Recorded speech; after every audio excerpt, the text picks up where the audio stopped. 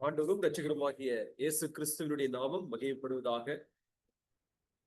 இந்த வேதாராய்ச்சி கூட்டத்திலே நாம் கர்த்தருடைய வார்த்தைகளை படிக்கும்படியாக கர்த்தர் நமக்கு கிருபை செய்திருக்கிறார். அதற்காக கர்த்தருக்கு நாம் நன்றி செலுத்துவோம். நாம் ஐக்கியம் என்ற தலைப்பின் கீழாக நாம் தொடர்ந்து சிந்தித்துக் கொண்டு வருகிறோம். இந்த நாளிலும் அதே தலைப்பின் கீழாக மறுபடியுமாக நாம் சிந்திப்போம்.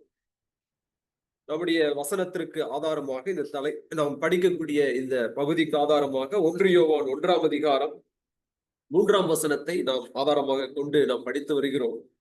மறுபடியுமாக அந்த வசனத்தை நாம் படிப்போம். 1 யோவான் 1ஆம் அதிகாரம் 3வது வசனம். நீங்களும் எங்களோடு ஐக்கியம் உள்ளவர்களாகும்படி நாங்கள் கண்டும் கேட்டும் இருக்கிறதை உங்களுக்கு அறிவிக்கிறோம். எங்களுடைய ஐக்கியம் பிதாவோடும் அவருடைய குமாரனாகிய இயேசு கிறிஸ்துவோடும் இருக்கிறது என்று சொல்லி இங்கே நாம் படிக்கிறோம்.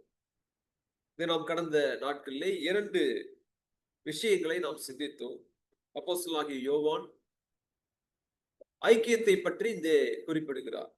முதலாவதாக அவர் சொல்லும் பொழுது எங்களோடு ஐக்கியம் உள்ளவர்களாகும்படிக்கு என்று குறிப்பிடுகிறார்.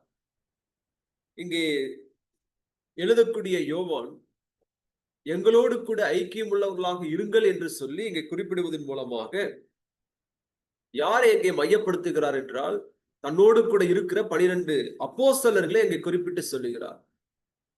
தேவ பிள்ளைகளாகிய நீங்கள், சபையாராகிய நீங்கள் எங்களோடு கூட ஐக்கியமாக இருங்கள் என்று இங்கே குறிப்பிடுகின்றார். அப்படி என்றால் எந்த ஐக்கியத்தை பற்றி சொல்லுகிறார் என்பதை நாம் கடந்த முறை சிந்தித்தோம். அவர்கள் நமக்கு எழுதி கொடுத்த சத்திய வசனங்களிலே நாம் கடைபிடித்து நடப்பதின் மூலமாக, அதன்படி வாழ்வதன் மூலமாக நாம் அப்போஸ்தலர்களோடு கூட ஐக்கியமாக இருக்க முடியும் என்று சொல்லி நாம் படித்தோம். இரண்டாவதாக அங்கே யோவான் எங்களுடைய ஐக்கியம் பிதாவாகிய தேவனோடு என்று சொல்லி இங்கே குறிப்பிடுகிறார். அப்ப இரண்டாவதாக அப்போஸ்தலனாகிய யோவானுடைய ஐக்கியம் அல்லது மற்ற அப்போஸ்தலர்கள் யாரோடு ஐக்கியமாக இருந்தார்கள் என்றால் பிதாவாகிய தேவனோடு கூட ஐக்கியமாக இருந்தார்கள் என்று சொல்லி கடந்த வாரத்திலே நாம் சிந்தித்தோம். ஐக்கியம் என்ற வார்த்தையினுடைய அர்த்தத்தை நாம் படித்தோம். ஐக்கியம் என்று சொல்வது ஒத்து போதல் அல்லது இணைந்து போதல்.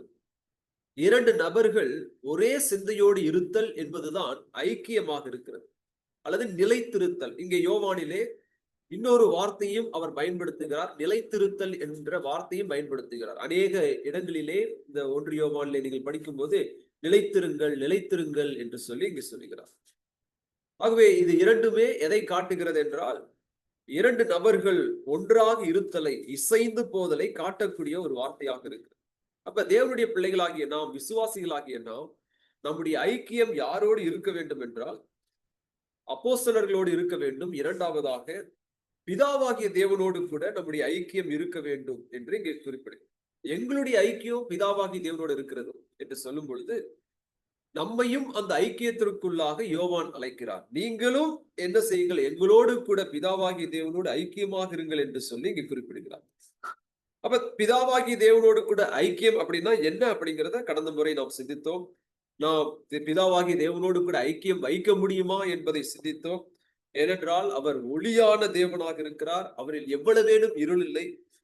ஆனால் நம்மை குறித்து நாம் பார்க்கும் பொழுது நாம் அங்கே தவறுகள் செய்கிறவர்களாக, நாம் பாவம் செய்யக்கூடிய சுபாவம் உள்ளவர்களாக இருக்கிறோம் என்றெல்லாம் நாம் படித்தோம். 1 யோவான் 1ஆம் அதிகாரம் 8வது வசனத்திலே நமக்கு பாவம் இல்லை என்போமானால் அப்படின்னு சொல்லிட்டு சொல்றாரு.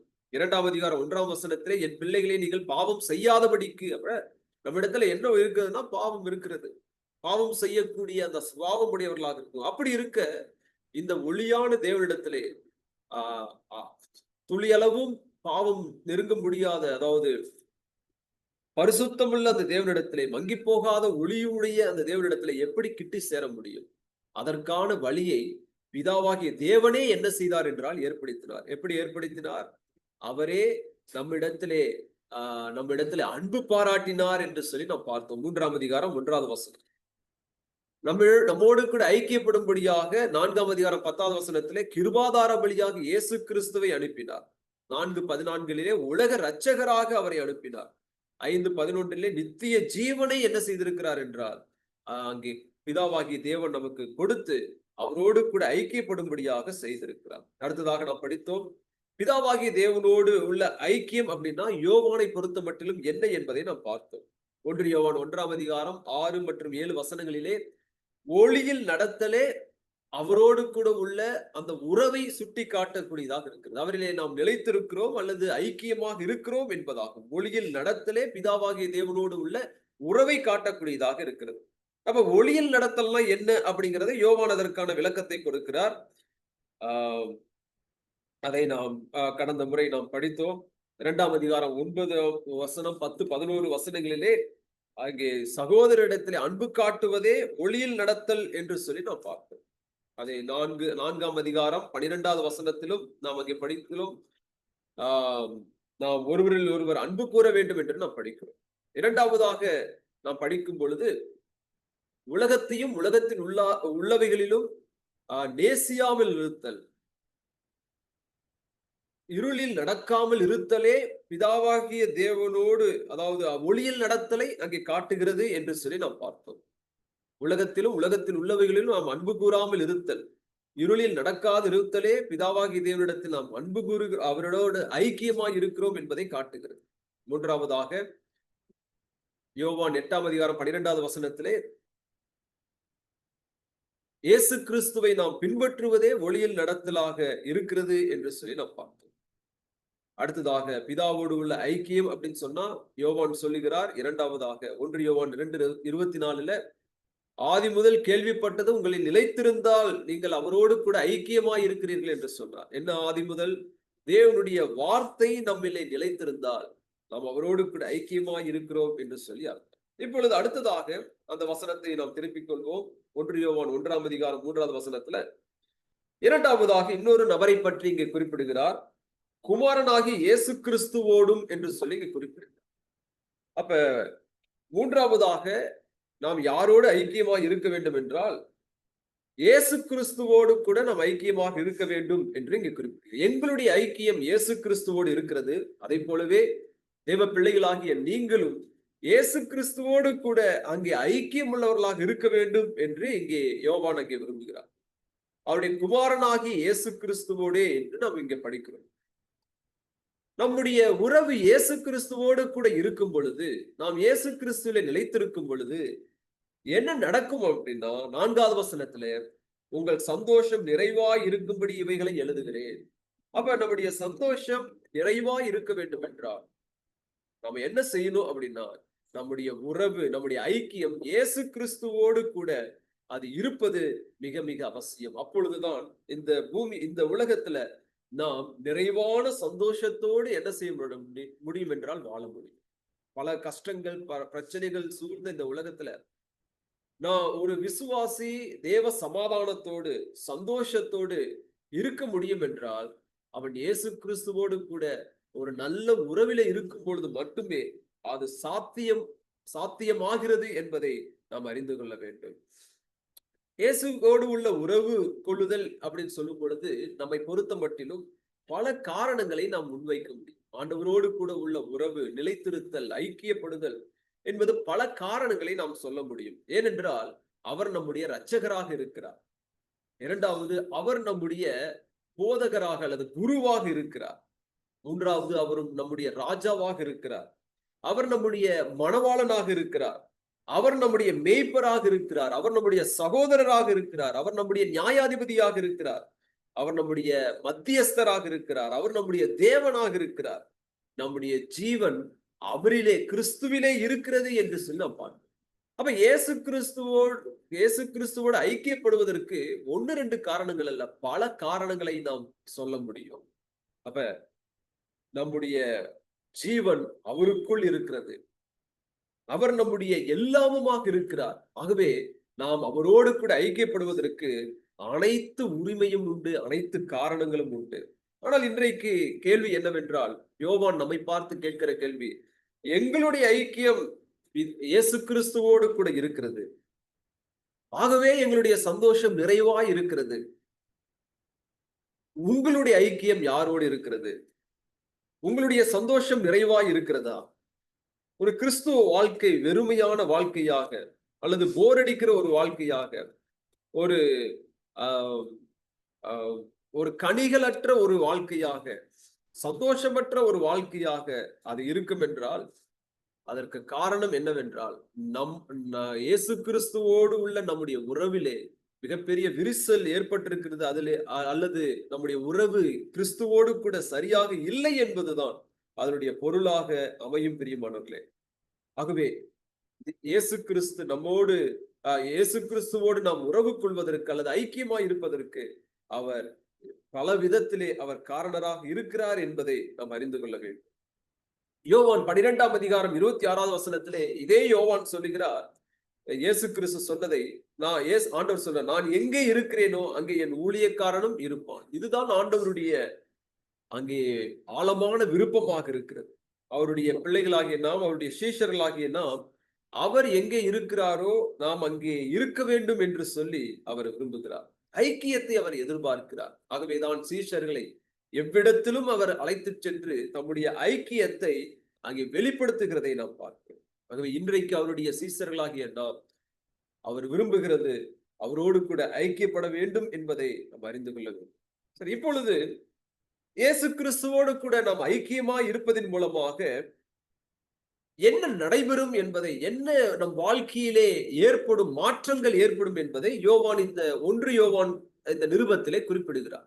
நாம் இயேசு கிறிஸ்துவோடு கூட ஐக்கியமாய் இருப்பதினாலே என்ன நன்மை ஏற்படும், என்ன பாதிப்புகள் ஏற்படும் என்பதை அதன் அடிப்படையிலே இங்கு குறிப்பிடுகிறார். அதை ஒவ்வொன்றாக நாம் பார்ப்போம். முதலாவதாக, அவரோடு உள்ள அந்த ஐக்கியம் நம் வாழ்க்கையில என்ன செய்யும் அப்படின்னா, 1 யோவான் 1ஆம் அதிகாரம் 7வது வசனத்தை பாருங்கள். 7வது வசனம், அவர் ஒளியில் இருக்கிறது போல நாமும் ஒளியிலே நடந்தால் ஒருவரோடு ஒருவர் ஐக்கியப்பட்டிருப்போம். அப்படி குமாரனாகி இயேசு கிறிஸ்துவின் ரத்தம் சகல பாவங்களை நீக்கி நம்மை சுத்திகரிக்கும். அப்ப இயேசு கிறிஸ்துவோடு நாம் உறவுல இருக்கும் பொழுது, ஐக்கியமா இருக்கும் பொழுது என்ன நடக்கும்னா, நாம் வாசித்த இந்த பகுதியில சுத்திகரிப்பு உண்டாகும். சுத்திகரிக்கும் என்று சொல்லி நாம் பார்ப்போம். படித்தீர்களா? அப்படி குமாரனாகி இயேசு கிறிஸ்துவின் ரத்தம் சகல பாவங்களை நீக்கி நம்மை சுத்திகரிக்கும். அப்ப நம் வாழ்க்கையை சுத்திகரிக்கக்கூடியவர் இயேசு கிறிஸ்துவாகவே இருக்கிறார். இயேசு கிறிஸ்துனுடைய ரத்தம் மாத்திரமே நம்மை என்ன செய்கிறது என்றால், நம்மை சுத்திகரிக்கக்கூடியதாக இருக்கிறது.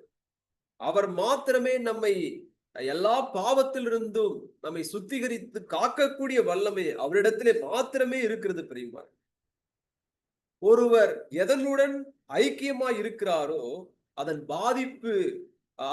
பாதிப்புக்கு உட்பட்டவராக இருக்கிறார். இல்லைங்களா? இது இயல்பான ஒன்று.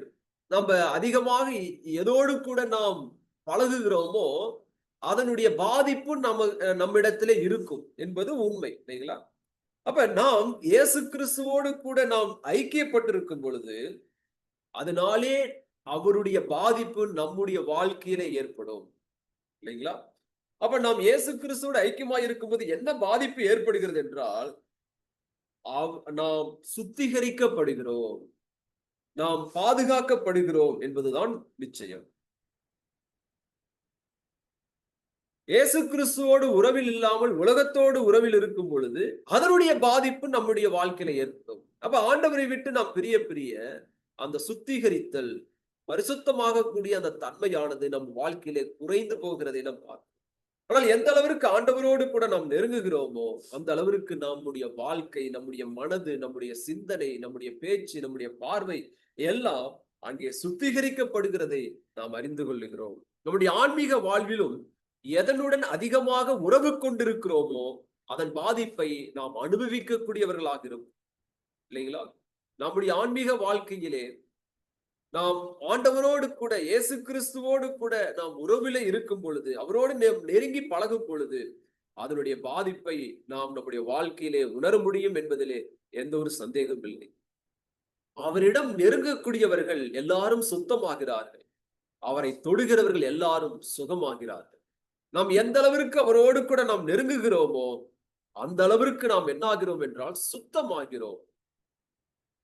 அங்கே யாரெல்லாம் அவரை தொடுகிறார்களோ அவர்கள் எல்லாரும் சுகமாகிறார்கள் என்று சொல்லிப்பார். யாரெல்லாரும் அவரை விசுவாசிக்கிறார்களோ அந்த விசுவாசத்தினுடைய பலனை பெற்றுக் கொள்ளுகிறார்கள். அதுதான் இயேசு கிறிஸ்துவனுடைய 3 வருட ஊழியத்திலே நாம் காண்கிறது. அவரிடத்திலே வந்தவர்கள், அங்கே அவருடைய போதனையை கேட்டவர்கள் அங்கே உள்ளத்திலே குத்தப்பட்டார்கள். சுகத்திற்காக வந்தவர்கள் அங்கே சுகம் அடைந்தார்கள். எல்லாம் நாம் நடந்ததை நாம் சுவிசேஷங்களிலே நாம் படிக்கிறோம். ஆகவே பிரியமானவர்களே, நம்முடைய ஆன்மீக வாழ்விலே அல்லது இந்த உலக பிரகாரமான வாழ்க்கையிலே நாம் யாரோடு கூட அதிகமாக பழகுகிறோமோ அவர்களுடைய பாதிப்பு நம்முடைய வாழ்க்கையிலே நிச்சயமாக ஏற்படும். நம்முடைய உறவு இயேசு கிறிஸ்துவோடு கூட இருக்கும் பொழுது அதனுடைய பாதிப்பை நாம் அனுபவிக்கக்கூடியவர்களாக இருக்கிறோம். நாம் எந்த அளவிற்கு கிறிஸ்துவோடு கூட ஐக்கியப்படுகிறோமோ அந்த அளவிற்கு நாம் அவரை போல மாறக்கூடியவர்களாக இருக்கிறோம், இல்லைங்களா? இயேசு கிறிஸ்துவுக்கு 12 சீஷர்கள் இருந்தார். ஆனால் அந்த சீஷர்களுடைய கூட்டத்திலே அங்கே 2 அங்கே வட்டம் இருந்தது. அதாவது inner circle and outer circle என்று 2 பகுதிகளாக அங்கே பிரிந்திருந்தது. அங்கே 12 சீஷர்கள் இயேசு கிறிஸ்துவோடு கூட இருந்த போதிலும் அங்கே ஒரு 3 பேர் அங்கே இன்னர் சர்க்கிள், அதாவது உள்வட்டத்திலே காணப்பட்டார். மற்றவர்கள் வெளிவட்டத்திலே இருந்ததை நாம் பார்க்கிறோம். அதிகமான இடத்துல சில முக்கியமான சம்பவங்கள் நடக்கும் பொழுது ஆண்டவர் அவர்களை மட்டும், அந்த 3 பேரை மட்டும், பேதுரு, யாக்கோபு, யோவானை மட்டும் தெரிந்தெடுத்து அங்கே தம்மை வெளிப்படுத்துகிறதை நாம் பார்க்கிறோம். அப்ப நாம் ஆண்டவரோடு கூட நெருங்கி இருக்கும் பொழுது நாம் அவரை போல என்ன செய்கிறோம் என்றால் மாறக்கூடியவர்களாக இருக்கிறோம் என்பதை இந்த பகுதியானது நமக்கு சுட்டி காட்டுகிறது.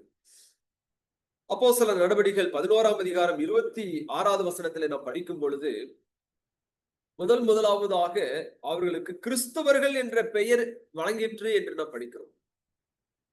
கிறிஸ்தவர்கள் என்ற பெயர் ஏன் அப்படி அந்த பெயர் வழங்கப்பட்டது அப்படின்னா, அவர்கள் கிறிஸ்துவை போல அவர்கள் பேசினார்கள், கிறிஸ்துவை போல நடந்தார்கள், கிறிஸ்துவினுடைய அந்த குணாதிசயத்தை அப்படியே வெளிப்படுத்தினதுனாலே இயேசு கிறிஸ்துவை பார்த்தவர்கள் இப்பொழுது அதே சாயலிலே சீசர்களை என்ன செய்தார்கள் என்றால் பார்த்தார்கள். பாருங்கள், அப்போஸ்தலர் 11ஆம் அதிகாரம் 26வது வசனம். அவர்கள் 1 வருஷ காலமாய் சபையோடு கூடியிருந்து அநேக ஜனங்களுக்கு உபதேசம் பண்ணினார்கள். முதல் அந்தியோகியாவிலே சீசர்களுக்கு கிறிஸ்தவர்கள் என்ற பெயர் வழங்கிற்று. அப்ப கிறிஸ்துவோடு உள்ள அந்த உறவு, கிறிஸ்துவை போல கிறிஸ்துவையோடு நெருங்கி வாழக்கூடிய அந்த வாழ்க்கையானது நம்மை அவரை போலவே என்ன செய்கிறது என்றால் மாற்றி விடுகிறது என்பதை இந்த பகுதியில நாம் படிக்கிறோம். அது மட்டுமல்ல, அப்போஸ்தலர் 4ஆம் அதிகாரம் 13வது வசனத்திலே நாம் படிக்கும்போது 4:13, பேதுருவும் யோவானும் பேசுகிற தைரியத்தை அவர்கள் கண்டு அவர்கள் படிப்பறியாதவர்கள் என்றும் பேதமையுள்ளவர்கள் என்றும் அறிந்தபடியினால் ஆச்சரியப்பட்டு அவர்கள் இயேசுவுடனே கூட இருந்தவர்கள் என்று அறிந்து கொண்டார்கள். இப்ப அவர்களுக்கெல்லாம் ஆச்சரியம். என்ன ஆச்சரியம்னா, படிக்க தெரியாதவங்க, அவ்வளவு அந்த அளவிற்கு படிப்பறிவு இல்லாதவர்கள், மீன் பிடிக்கக்கூடிய தொழில் செய்தவர்கள், இப்படி எப்படி அவங்களால பேச முடியுது என்று சொல்லி பெரிய பெரிய ஆட்களுக்கெல்லாம் அங்கே ஆச்சரியம். வேதபாரகர்கள் அங்க இருந்த எல்லாருக்கும் ஆச்சரியம். நம்ம விட அதிகமா பேசுறாங்களே, ஞானத்தோடு பேசுறாங்களே என்று சொல்லி ஆச்சரியப்பட்டார்கள். பிறகுதான் அறிந்து கொண்டார்கள், இவர்கள் ஒருவரோடு கூட இருந்தபடியினாலேதான் இந்த மாற்றம் என்று அறிந்து கொண்டார்கள். அங்கே சொல்லப்படுகிறது, அவர்கள் இயேசுவுடனே கூட இருந்தவர்கள் என்று அறிந்து கொண்டார்கள். அப்ப இப்பதான் உங்களுக்கு புரியுது, இவங்க இயேசுவோடு இருந்ததுனாலதான் இந்த இப்படிப்பட்ட மாற்றம். ஏனென்றால் இயேசு கிறிஸ்துவை பற்றி இவர்களுக்கு தெரியும். அவருடைய போதகத்தை அவர்களாலே அவர்கள் முறியடிக்க முடியவில்லை. அவர் பேசுகிறதை போல யாரும் பேசவில்லை என்று சொல்லி இந்த வேதபாரர்கள், பரிசேயர்கள் எல்லாருக்குமே தெரியும். அப்ப இவர்கள் பேசுகிறத, இந்த யோவான் பேசுகிறத பார்த்தபோது எப்படி இவங்க பேசுறாங்க அப்படின்னு சொல்லும் போது இயேசுவோடு என்று அறிந்து கொண்டார்கள். அப்ப பிரியமானவர்களே, நாம் யாரோடு இருக்கிறோமோ அவருடைய பாதிப்பு நம்மையும் என்ன செய்யும் என்றால் தொட்டி கொள்ளக்கூடியதாக இருக்கிறது. இங்கே இந்த 2 பேரும், பேதுருவும் யோவானும், இயேசுவோடு கூட இருந்தபடியினாலே அந்த பாதிப்பை மற்றவர்கள் என்ன செய்தார்கள் என்றால் உணர்ந்தார்கள். இல்லையா? இது யார் சொல்றதுன்னா, கிறிஸ்தவர்கள் வந்து சொல்லல. அங்கே இந்த சுவிசேஷத்திற்கு விரோதிகள் என்ன செஞ்சாங்கன்னா, இவங்க சொன்னாங்க, இவர்கள் இயேசுவோடு கூட இருந்தவர்கள் என்று அறிந்து கொண்டார். அப்ப நாம இயேசுவோடு கூட நாம் இருக்கும் பொழுது நாம் எவ்வளவு பேதமைகளா இருந்தாலும், படிப்பறிவே இல்லாதவர்கள் இருந்தாலும், நமக்கு ஒண்ணுமே தெரியாம இருந்தாலும், நம்ம இயேசுவோடு கூட இருப்போம் என்றால், அவரோடு கூட நல்ல உறவிலே இருப்போம் என்றால், நம்மை காட்டிலும் ஞானவான்கள் யாரும் இருக்க முடியாது. ஆண்டவர் நமக்கு ஞானத்தை கொடுக்கக்கூடியவராக இருக்கிறார். சங்கீதம் 119 நாம் படிக்கும் பொழுது சங்கீதக்காரன் சொல்லுகிறார், எனக்கு கற்றுத்தந்தவர்கள் எல்லாரை காட்டிலும் நான் ஞானவானாக இருக்கிறேன் என்று சொல்லுகிறார். முதியோர்களை காட்டிலும் நான் ஞானவானாக இருக்கிறேன் என்று சொல்லுகிறார். என் எதிரிகளை காட்டிலும் நான் ஞானவானாக இருக்கிறேன் என்று சொல்லுகிறார். எப்படி? இந்த வார்த்தையோடு கூட உள்ள உறவு நமக்கு இருக்கும் பொழுது, வார்த்தையாகிய இயேசு கிறிஸ்துவோடு உள்ள உறவு நமக்கு இருக்கும் பொழுது, பிரியமானவர்களே, நம்முடைய நிலைமையை அங்கு மாற்றப்படுகிறது. He will change something in brain. அவர் நம் வாழ்க்கையிலே ஒரு பெரிய மாற்றத்தை என்ன செய்கிறார் என்றால் கொண்டு வரக்கூடியவராக இருக்கு. ஆகவே நம்முடைய வாழ்க்கையிலே மாற்றம் ஏற்பட வேண்டும் என்றால், நாம் ஞானவான்கள் ஆக வேண்டும் என்றால், அறிவு வேறு, ஞானம் என்பது வேறு. அறிவு என்பது படிப்பு, நாம் எந்த அளவிற்கு படிக்கிறோமோ அதன் வழியிலே வரக்கூடியது அறிவு. ஆனால் ஞானம் என்பது நாம் எவ்வளவுதான் படித்தவர்களாக இருந்தாலும் தேவன் தரக்கூடியதுதான் ஞானமாக இருக்குது. நீதிமொழிகள் புஸ்தகம் நீங்க முழுவதும் படிக்கும் பொழுது அங்கு ஒரு வார்த்தை திரும்ப திரும்ப வருகிறது, ஞானம் ஞானம் ஞானம். ஞானம் எப்படி வரும் என்றெல்லாம் அங்கே படிக்கிறோம்.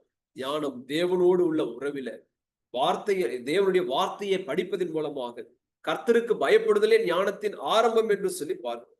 அப்ப நாம் ஞானவான்களாக இருக்க வேண்டும் என்றால் அங்கே இயேசு கிறிஸ்துவோடு உள்ள உறவிலே நாம் இருப்பது மிக மிக அவசியம் என்பதை இங்கே நாம் பார்க்கிறோம். ஆகவே அவர்கள் இயேசுவோடு கூட இருந்தவர்கள் என்று அவர்கள் அறிந்து கொண்டார்கள். எவ்வளவு அற்புதமான ஒரு வார்த்தை.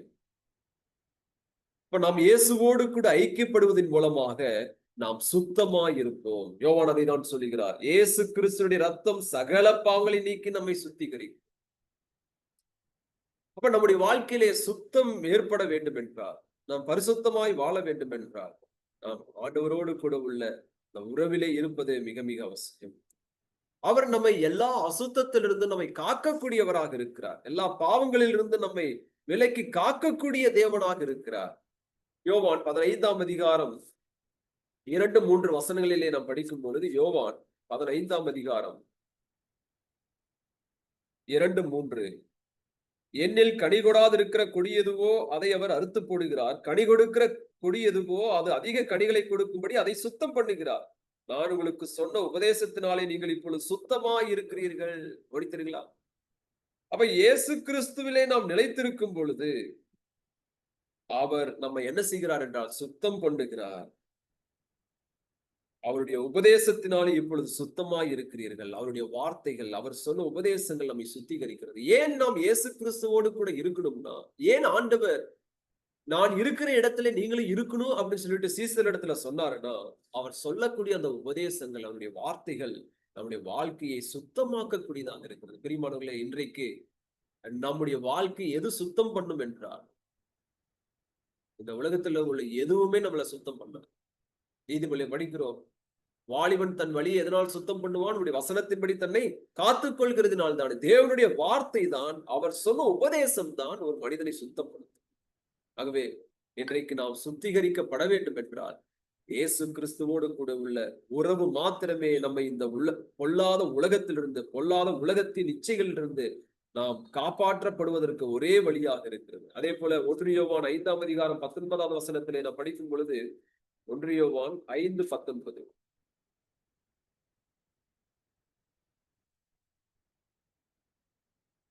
நாம் தேவனால் உண்டாயிருக்கிறோம் என்றும் உலகம் முழுவதும் பொல்லாங்கனுக்குள் கிடக்கிறது என்றும் அறிந்திருக்கிறோம்.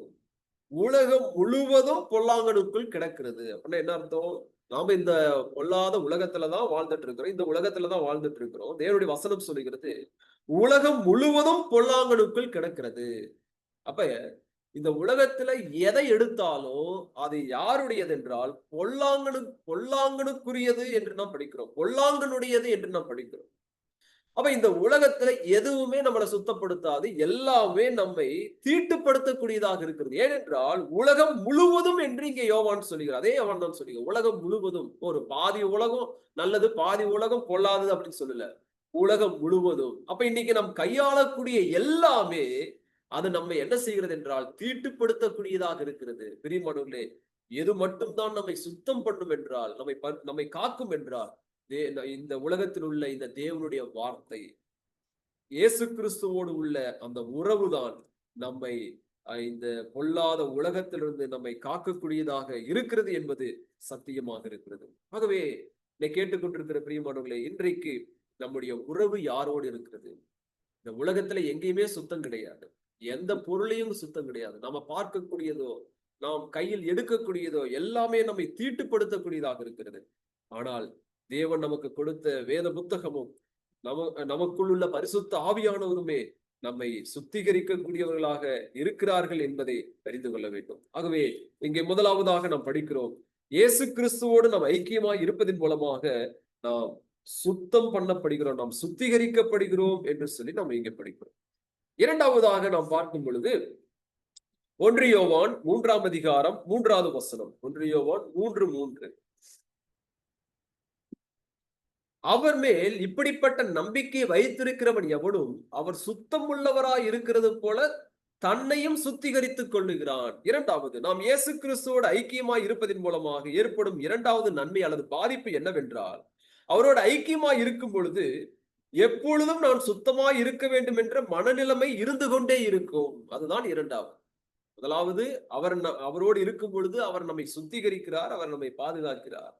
இரண்டாவது என்ன நடக்குதுன்னா, அவரோடு நாம் ஐக்கியப்படும் பொழுது நான் எப்பொழுதும் சுத்தமாய் இருக்க வேண்டும் என்ற மனநிலைமை நமக்கு எப்பொழுதும் என்ன செய்யும் என்றால் இருந்து கொண்டே இருக்கும்.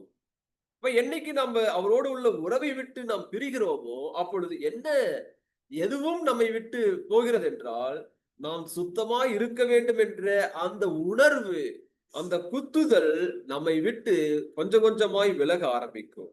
அப்ப ஏன் நாம் இயேசு கிறிஸ்துவோடு கூட ஐக்கியமா இருக்க வேண்டும் என்றால், அப்பொழுதுதான் இந்த தெளிவான உணர்வு, இந்த கூர்மையுள்ள உணர்வு நமக்குள் எப்பொழுதும் இருந்து கொண்டே இருக்கும்.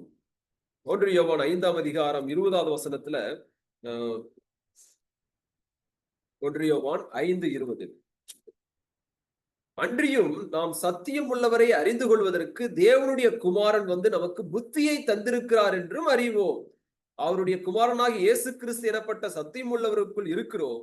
இவரே மெய்யான தேவனும் நித்திய ஜீவனுமாய் இருக்கிறார். இங்கே பாருங்கள், இயேசு கிறிஸ்து வந்து நமக்கு என்ன கொடுத்திருக்கிறார் என்று இங்கே சொல்லப்பட்டுள்ளது. யோவான் சொல்லுகிறார், தேவனுடைய குமாரன் வந்து நமக்கு புத்தியை தந்திருக்கிறார் என்றும் அறிவோம்.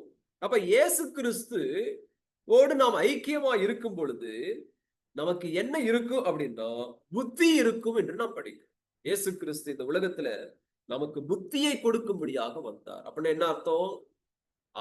நாம் இந்த உலகத்திலே புத்தி அற்றவர்களாக இருக்கிறோம்.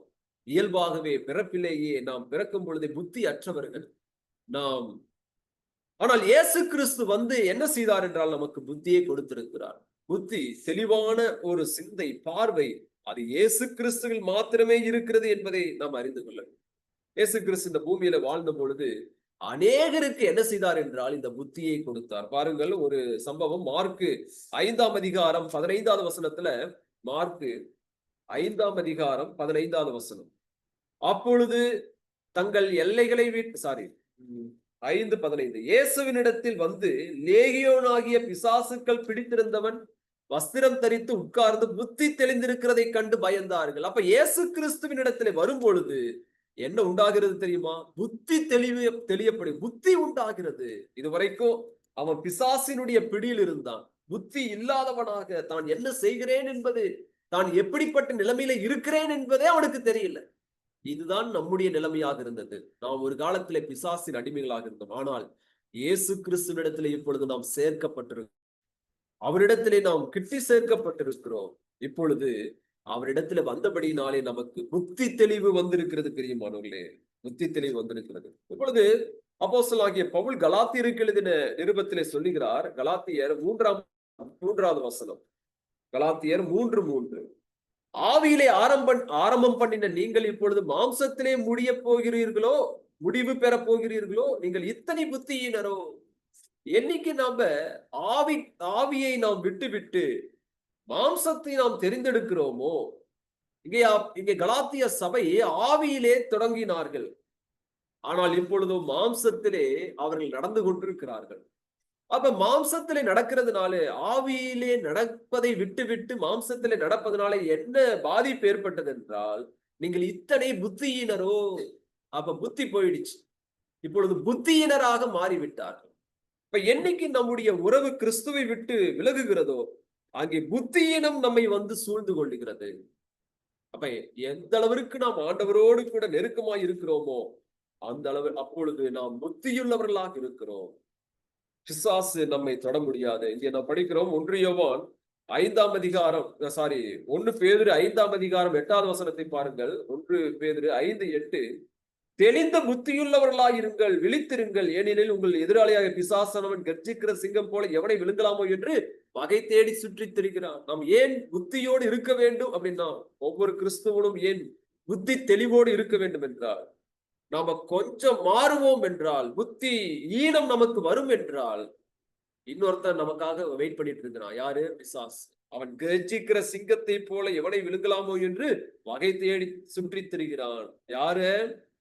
யாரெல்லாம் கிறிஸ்துவின் உறவை விட்டு விலகுகிறார்களோ, யாரெல்லாம் மாம்சத்திற்குரியவர்களாக மாறுகிறார்களோ, அவர்களை அவன் பிடித்து கொண்டு போய் விடுகிறான். ஆகவே பவுல் சொல்லுகிறார், பேதுரு சொல்லுகிறார், தெளிந்த புத்தியுள்ளவர்களாய் இருந்து விழித்திருக்கள். அப்ப தெளிந்த புத்தி, இந்த புத்தி எங்க வரும் அப்படின்னா, உலகம் முழுவதும் பொல்லாங்கனுக்குள் கிடக்கிறது. தெளிந்த புத்தி அது கிறிஸ்துவோடு உள்ள உறவில் மாத்திரமே நமக்கு கிடைக்கக்கூடியதாக இருக்கிறது பிரியமானவர்களே. ஆகவே இங்கே அப்போஸ்தலனாகிய யோவான் சொல்லுகிறார், எங்களுடைய ஐக்கியம் கிறிஸ்துவோடு கூட இருக்கிறது. அப்ப கிறிஸ்துவோடு நம்முடைய உறவு இருக்கும் பொழுது நம்முடைய நம்முடைய மனதிலே மாற்றங்கள் ஏற்படும், நம்முடைய சிந்தனைகளில் மாற்றம் ஏற்படும், நம்முடைய புத்தியிலே அங்க மாற்றம் ஏற்படக்கூடியதாக இருக்கிறது. அடுத்தாக நாம் பார்க்கும் பொழுது இந்த பரிசுத்த பழைய ஏற்பாட்டிலே ஆசரிப்பு கூடாரத்திலே உள்ள ஆசாரியன் தன்னை எப்பொழுதும் என்ன செய்கிறான் என்றால் சுத்திகரித்துக் கொண்டே இருக்கிறான் என்று படிக்கிறோம் இல்லையா? இந்த ஆசரிப்பு கூடாரத்திலே வேலை செய்து கொண்டிருக்கக்கூடிய ஆசாரியன் ஒவ்வொரு முறையும் ஒவ்வொரு செயலை செய்த பிறகும் என்ன செய்வான் என்றால், என்ன செய்ய வேண்டும் என்றால், அங்கே வந்து அந்த கடல் தொட்டியில அல்லது தன்னை சுத்திகரித்துக் கொண்டே இருக்க வேண்டும். ஒவ்வொரு செயலை செய்துவிட்டு வந்து அவன் தன்னை சுத்திகரித்து விட்டுதான் அடுத்த செயலை அவன் செய்ய வேண்டும். அப்ப ஆசரிப்பு கூடாரத்திற்குள் அவன் இருக்கும் வரைக்கும் அவனுடைய மனநிலைமை அவன் எப்படி இருக்கிறான் என்றால், நான் எப்பொழுதும் சுத்தமாக இருக்க வேண்டும், நான் எப்பொழுதும் என்னை பரிசுத்தமாய் காத்துக்கொள்ள வேண்டும் என்று, என்னில் எந்த ஒரு அழுக்கும் இருக்கக்கூடாது என்று சொல்லி அவன் ஜாக்கிரதையுள்ளவனாக இருக்கிறான். அப்ப ஆசரிப்பு கூடாரத்திற்குள் நாம் இருக்கும் பொழுது இந்த நினைவு எப்பொழுதும் நமக்கு என்ன செய்யும் என்றால் இருந்து கொண்டே இருக்கும் என்பதை இந்த பகுதி காட்டும். அதே போலவேதான் நாம் இயேசு கிறிஸ்துவிலே இருக்கும் பொழுது, அந்த அவரோடு கூட நாம் ஐக்கியப்படும் பொழுது நம்முடைய மனதிலே இந்த சிந்தை எப்பொழுதும் இருக்கும். என்ன? நான் எப்பொழுதும் சுத்தமாய் இருக்க வேண்டும் என்ற நினைவு அவனுக்குள் இருந்து கொண்டே இருக்கும் என்பதை இந்த பகுதியானது நமக்கு காட்டுகிறது. 1 பேதுரு 1ஆம் அதிகாரம் 1 பேதுரு 1ஆம் அதிகாரம் 15-16 வசனங்கள்ல, உங்களை அழைத்தவர் பரிசுத்தராய் இருக்கிறது போல நீங்களும் உங்கள் நடக்கையில் எல்லாம் பரிசுத்தராய் இருக்கலாம், பரிசுத்தர் ஆகியால் நீங்களும் பரிசுத்தராயிருங்கள் என்று எழுதியிருக்கிறது. அவரோடு ஐக்கியமாய் இருக்கும் பொழுது நாம் நம்மை பரிசுத்தப்படுத்திக் கொள்கிறோம்.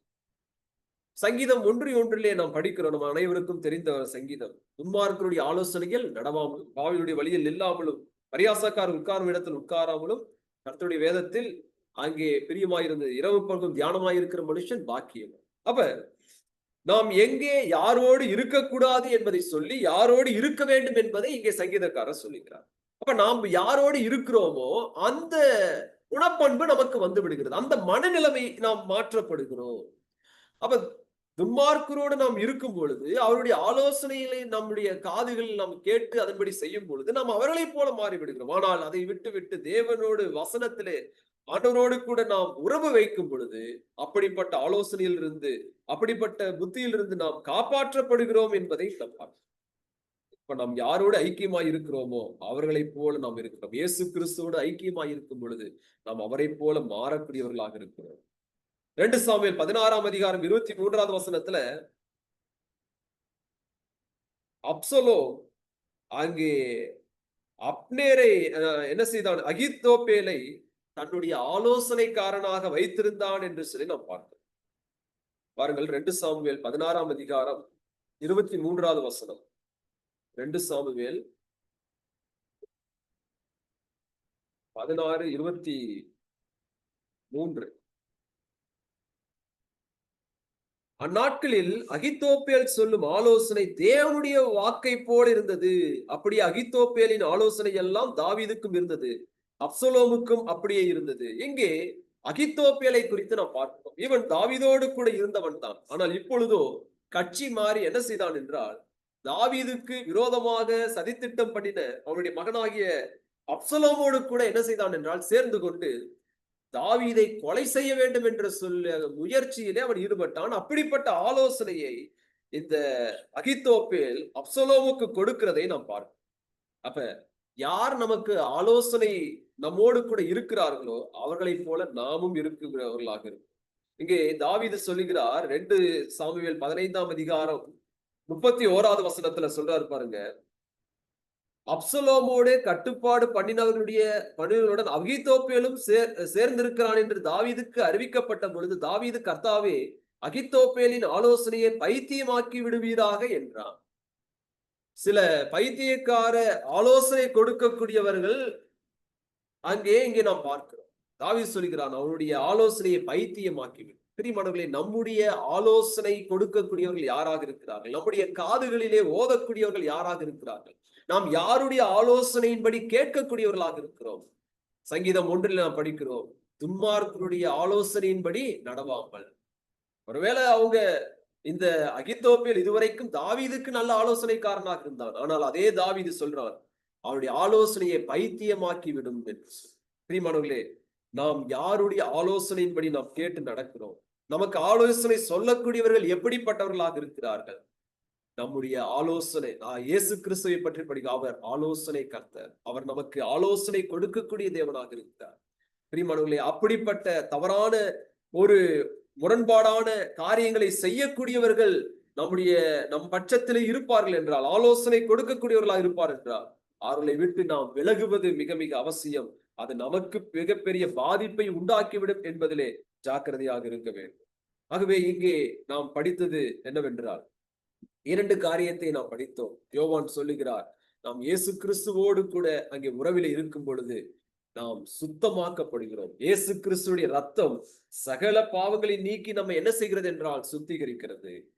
இன்னைக்கு இயேசு கிறிஸ்துடைய ரத்தத்தை அங்கே பல காரியங்களுக்கு இந்த கிறிஸ்துவ உலகம் பயன்படுத்துகிறது. இயேசு கிறிஸ்துடைய ரத்தம் அது பாவம் மன்னிப்புக்காக சிந்தப்பட்ட ரத்தம் இல்லைங்களா? வேற எதுக்காகவும் கிடையாது. நீங்க வேதத்துல எங்கும் படித்து பாருங்க, இயேசு கிறிஸ்துடைய ரத்தம் அங்கே பாவம் மன்னிப்புக்காக சிந்தப்பட்ட ரத்தம். இன்னைக்கு அந்த இயேசுவின் ரத்தத்தை எடுத்து பல காரியங்களுக்கு என்ன செய்யறாங்கன்னா யூஸ் பண்றதை பார்க்கணும். பேய் ஓட்டுறதுக்கு இல்லையா, அங்க அங்கே பல காரியங்களுக்கு அங்கே பயன்படுத்துகிறார்கள். இதெல்லாம் தவறான உபதேசங்கள், தவறான போதனைகள். இன்னைக்கு வீடு புது வீடு கட்டினா ஒவ்வொரு வீட்டினுடைய மூளையிலும் என்ன செய்யறாங்கன்னா, இயேசுவின் ரத்தத்தை நான் தெளிக்கிறேன் அப்படிங்கிறாங்க. மூளையில தெளிச்சு என்ன செய்யறது? இயேசு கிறிஸ்துவின் ரத்தம் வீட்டை சுத்தம் பண்றதுக்காக அங்கே கொடுக்கப்படல, பாவத்தை மன்னிப்பதற்காக, மனிதனுடைய பாவத்தை மன்னிப்பதற்காக இங்கே கொடுக்கப்பட்டதுதான் இயேசு கிறிஸ்துவின் ரத்தம். ஆகவே இங்கே நாம் படிக்கிறோம், அவரோடு நாம் ஐக்கியமாய் இருக்கும் பொழுது நாம் சுத்திகரிக்கப்படுகிறோம். 2வது, நாம் இயேசு கிறிஸ்துவோடு அங்கே நெருக்கமாய் இருக்கும் பொழுது, உறவிலே இருக்கும் பொழுது, ஐக்கியமாய் இருக்கும் பொழுது நாம் சுத்தமாய் இருக்க வேண்டும் என்ற அந்த மனது, அந்த மனசாட்சி, அந்த தூய்மையான மனது நமக்குள் எப்பொழுதும் இருந்து கொண்டே இருக்கும் என்பதை இந்த பகுதியானது. ஆகவே யோவான் சொல்லுகிறார், எங்களுடைய ஐக்கியம் பிதாவாகிய தேவனோடும் அவருடைய குமாரனாகிய இயேசு கிறிஸ்துவோடும் இருக்கிறது. ஆகவே உங்கள் சந்தோஷம் நிறைவாய் இருக்கும்படிக்கு இதை சொல்லுகிறேன். நீங்களும் இந்த ஆண்டவராகிய இயேசு கிறிஸ்துவோடு கூட நெருக்கமான உறவிலே இருங்கள் என்று சொல்லி அப்போஸ்தலனாகிய யோவான் இங்கே வலியுறுத்தி காட்டுகிறார். ஆகவே நாம் வரக்கூடிய நாட்களிலே ஆண்டவரோடு கூட உள்ள அந்த உறவிலே நம்மை சரி செய்து கொள்வோம். இன்றைக்கு எனக்கும் ஆண்டவருக்கும் உள்ள உறவு எப்படி இருக்கிறது? கிறிஸ்துவோடு உள்ள உறவிலே நான் எப்படி இருக்கிறேன்? நெருக்கமான உறவிலே இருக்கிறேனா? அவர் இருக்கக்கூடிய இடத்திலே நான் இருக்கிறேனா? அல்லது தூரமாய் இருக்கிறேனா? இன்னைக்கு நான் சுத்திகரிக்கப்பட்ட வாழ்க்கை வாழ்ந்து கொண்டிருக்கிறேன். அனுதினமும் சுத்திகரிப்பு எனக்கு இருக்கிறதா? நான் சுத்தமாய் இருக்க வேண்டும் என்ற அந்த மனநிலைமை எனக்கு எப்பொழுதும் இருக்கிறதா? அப்படி இல்லை என்றால் நான் ஆண்டவரை விட்டு தூரமாய் இருக்கிறேன். நாம் கிட்டி சேர வேண்டியது மிக அவசியமாக இருக்கிறது. ஆகவே கர்த்தர் தாமே இந்த வசனங்களின் மூலமாக நம்மை ஆசீர்வதிப்பாராக. நாம் கிறிஸ்து வாழ்க்கையை முன்னேறி செல்ல உதவி செய்வாராக. ஆமென். அஹ், சகோதரர்